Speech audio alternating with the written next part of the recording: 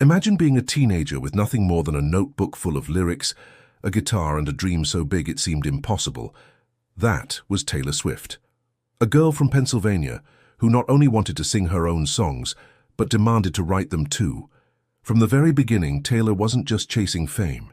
She was designing a blueprint for empire building. Taylor Allison Swift was born in December 1989 in Reading, Pennsylvania. From an early age, she showed a deep curiosity for music and words. She would spend hours scribbling poems, turning them into songs, and practicing chords until her fingers ached. Unlike most kids her age, who were distracted by school dances and after-school activities, Taylor was obsessed with mastering her craft.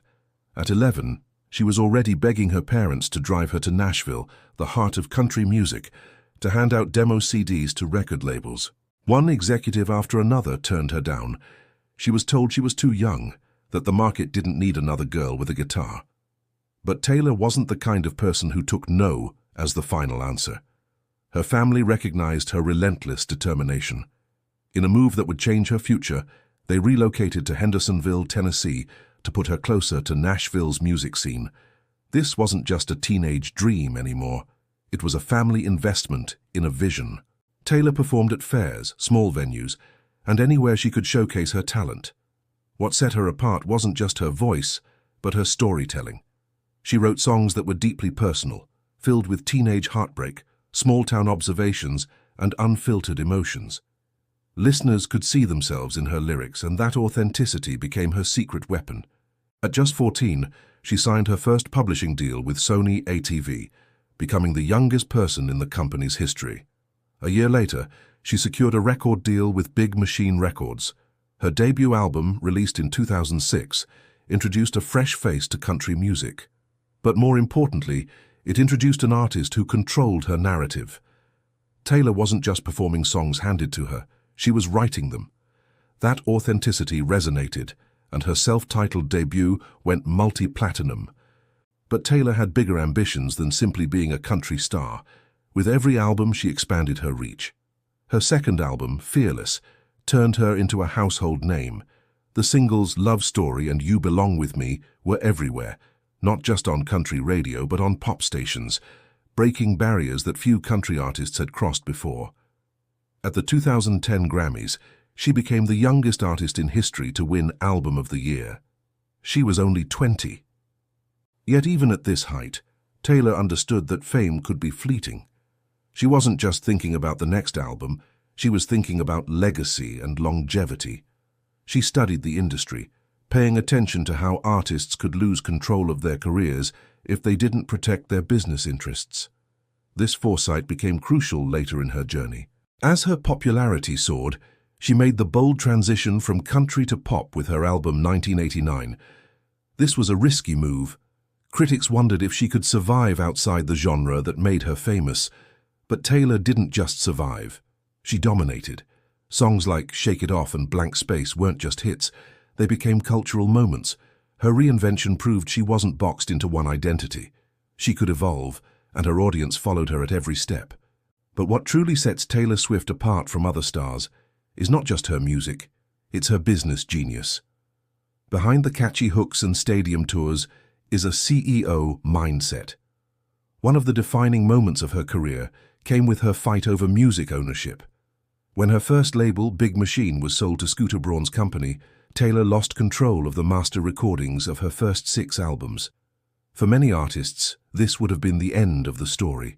But Taylor saw it as an opportunity to rewrite the rules. Instead of surrendering, she announced that she would re-record her early albums to regain control over her catalog. At the time, it was considered unprecedented, risky even. But her gamble paid off. Fans, fiercely loyal to her, embraced the re-recorded albums, labeled as Taylor's version, not only out of love for her music, but as a form of protest against a system that often strips artists of ownership. With this move, Taylor didn't just reclaim her songs.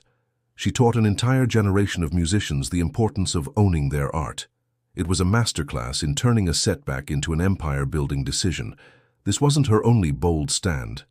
In 2014, Taylor pulled her entire catalog from Spotify, protesting the streaming giant's payment model for artists.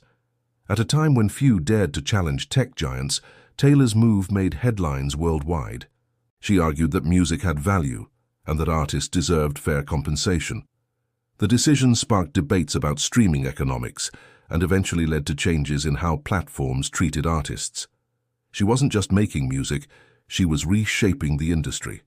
Her business acumen didn't stop there. Taylor understood the power of live performances. Her tours weren't just concerts, they were global events.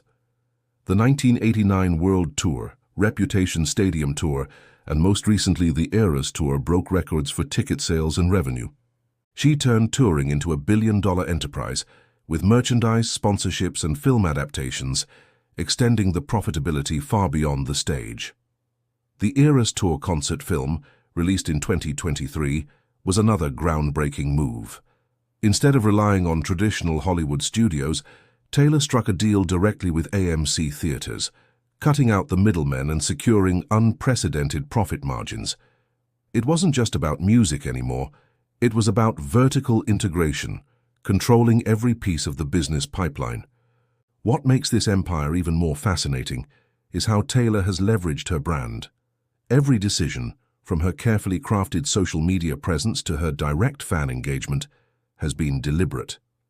She turned her fan base, known as the Swifties, into one of the most powerful consumer communities in the world.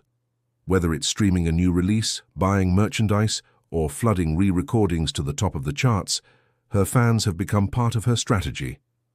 Taylor doesn't just market to them, she includes them in her journey.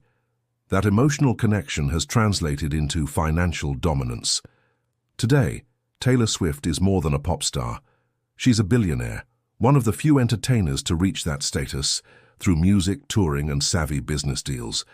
Her stake in her own catalog, her control of her touring empire, and her ventures in film and media have built her fortune. But beyond the numbers, her story is about control. From a teenager knocking on record label doors to a mogul dictating terms to the biggest companies in the world, Taylor has always fought to define her own destiny. Her legacy goes far beyond catchy songs or Grammy trophies. She has redefined what it means to be an artist in the 21st century, proving that creativity and business don't have to be separate worlds. She has become a model for independence, resilience, and strategic brilliance. Young artists look to her not just for inspiration in songwriting, but as a case study in how to survive and thrive in a ruthless industry. And perhaps the most remarkable thing about Taylor Swift's story is that it's still being written. With projects like Taylor's version albums continuing to dominate charts, new tours on the horizon, and whispers of future creative ventures, she isn't slowing down. If anything, she's accelerating. The little girl with a guitar who once faced rejection in Nashville has turned herself into one of the most powerful women in the world, an artist, a CEO, and a cultural icon. From pop star to CEO, Taylor Swift has built not just a career but an empire. And in doing so, she's proven that owning your voice isn't just a metaphor, it's a business model.